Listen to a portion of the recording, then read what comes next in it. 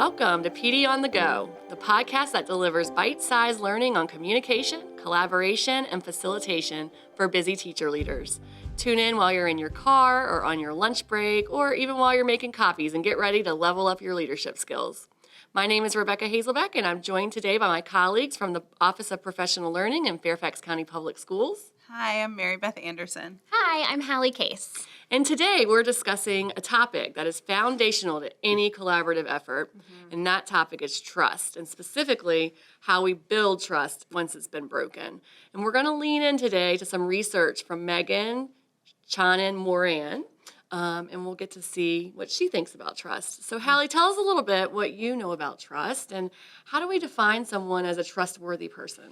Yeah, well, so from her research, and actually there's a quote in one of her articles, and she says that trust is often like air. We only notice it when it's scarce.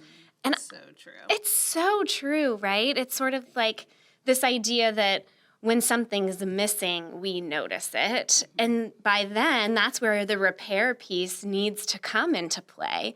So if we're more mindful about okay, so then what does it look like if we are noticing it? She says that there's these facets that determine someone's trustworthiness, and there's 5 of them. So the 5 are that someone is benevolent, honest, open, reliable, and competent, right? And so I think, I don't know, maybe we can talk a little bit about if we were to encapsulate all of those into characteristics. Mary Beth, what comes to mind? I mean, I can see that in a personal one-on-one setting and in a team, right? Yeah. That people show up for what they say they're going to show up for. When you said competent, they have the skills to do what they say they're going to do. Especially, I think about a team when you're trusting each other, you want to know that when someone says something, they're going to walk away and actually do it, because then that helps to build the trust that you have with that person and that they have with the team too. Yeah. And I think I also want to know that someone has my best interest in mind, that they actually genuinely care about me. And also that they're with that openness idea, we talk a lot about transparency.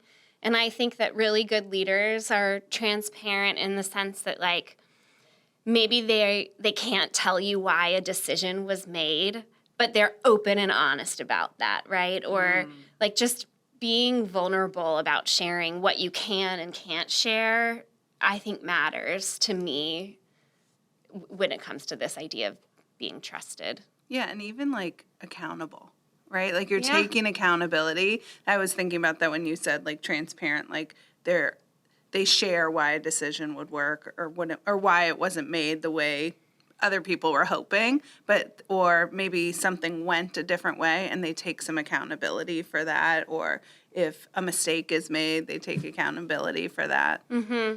And that's also it's balanced with that competence, because if you're being honest and open over and over again, but it becomes this pattern where continually you're missing things, continually you're not doing what you say you're going to do. If you have those other pieces missing of being competent and following through, you kind of need all of these things in place, because I appreciate you apologizing to me every time this ball gets dropped, but what now? Right. What? Because it keeps happening, right? Yeah. And we aspire towards these things too. I feel like I'm talking about it like it's some other person, but I want to be this way as a leader. Yeah, you know? It's really important to us as a team that we follow through and that we maintain that trust so that our relationships continue to grow even more and more each day.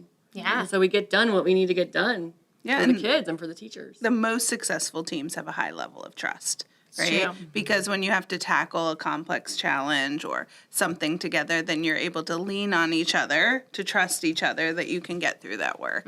So, Yeah. And so let's just say you don't follow through 100 times. What are some of the ways that you can repair trust? yeah, so Megan Tschannen-Moran talks about these 4 A's of absolution. So, how do you make up for it? So, the first A is to admit it, accept responsibility. The next A is apologize, then ask for forgiveness and amend your ways.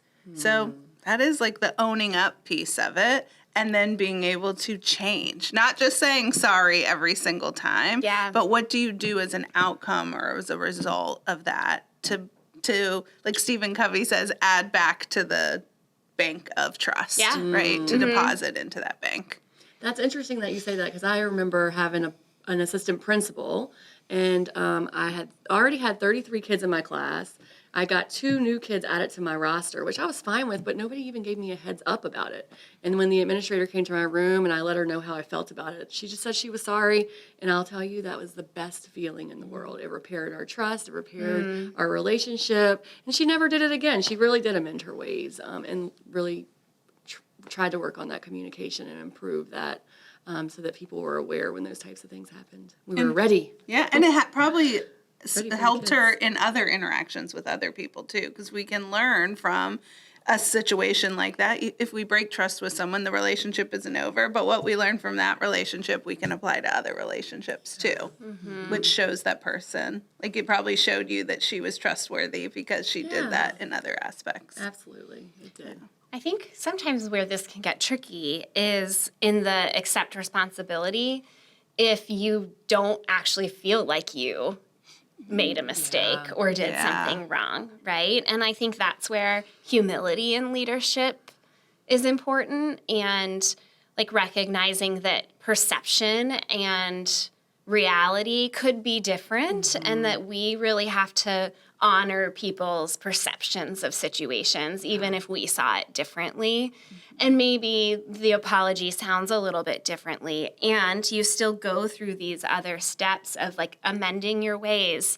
And sometimes that sounds like, okay, so here's what I'm going to do differently next time. And sometimes it sounds like, okay, so what do you need me to do differently next time? And asking the other person, like, how can I change so that you don't feel this way again?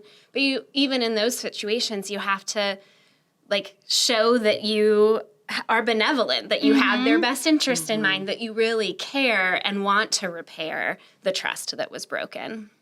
Yeah, I like the idea of asking someone, especially if you don't feel that was a misstep or broke down the relationship. Just asking, what can I do differently, and coming to a compromise together. Yeah. Okay, so we are going to share a few things on our podcast. Where are we sharing Instagram it? account. Instagram account. Yep. We have an article from the researcher that we talked to you about at the beginning, and we also have a trust toolkit we're going to share with you as well, for some more resources to support you. So thanks for joining us today. You can find more resources and ideas related to today's topic on our Instagram, which is at FCPS_PD. So please join us next week for more PD on the Go. Thank you, everybody.